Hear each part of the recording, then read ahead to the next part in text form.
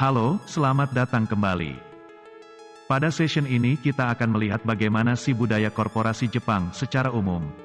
Bagaimana bedanya budaya korporasi Jepang dengan budaya korporasi yang lain. Untuk mengupas hal ini, saya menyarikan topik bahasan ini dari buku yang ditulis oleh Dr. Kazuyoshi Kamioka yang berjudul Japanese Business Pioneers.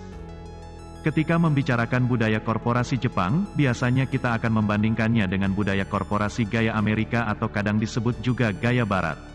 Kazuyoshi Kamioka mengidentifikasi beberapa hal yang menjadi ciri khas sebuah budaya perusahaan Jepang. Hal yang khas dari budaya korporasi Jepang adalah corak perusahaan yang cenderung menekankan sistem kekeluargaan. Suasana kekeluargaan yang tampak pada perusahaan Jepang merupakan sifat dasar masyarakat Jepang. Bangsa Jepang memiliki ikatan berkelompok yang kuat dan tampak seolah tak berdaya secara perorangan. Walau demikian, ketika mereka bertindak sebagai anggota suatu kelompok, mereka bukan saja bekerja keras, melainkan juga akan all out menggunakan bakatnya untuk menyelesaikan tugasnya.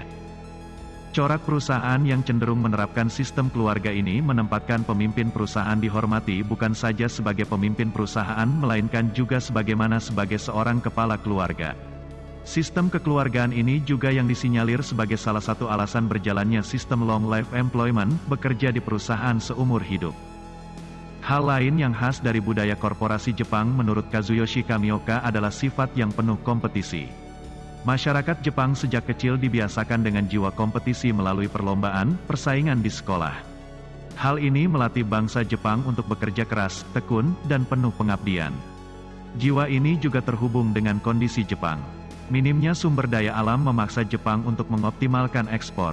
Perdagangan yang mengandalkan ekspor mendorong Jepang untuk menghasilkan produk yang bermutu yang bisa laku di pasar internasional. Untuk itu, tidak ada pilihan lain selain bangsa Jepang harus bekerja keras dan memenangkan kompetisi. Hal ini bisa juga dimaknai bahwa kerja lamban akan membuat perusahaan bangkrut dan karyawan kehilangan pekerjaan. Aspek positif lain dari budaya perusahaan Jepang menurut Dr. Kazuyoshi Kamioka adalah persepsi bahwa pengendalian mutu adalah tanggung jawab bersama seluruh karyawan, bukan terbatas pada bagian pengawasan mutu saja.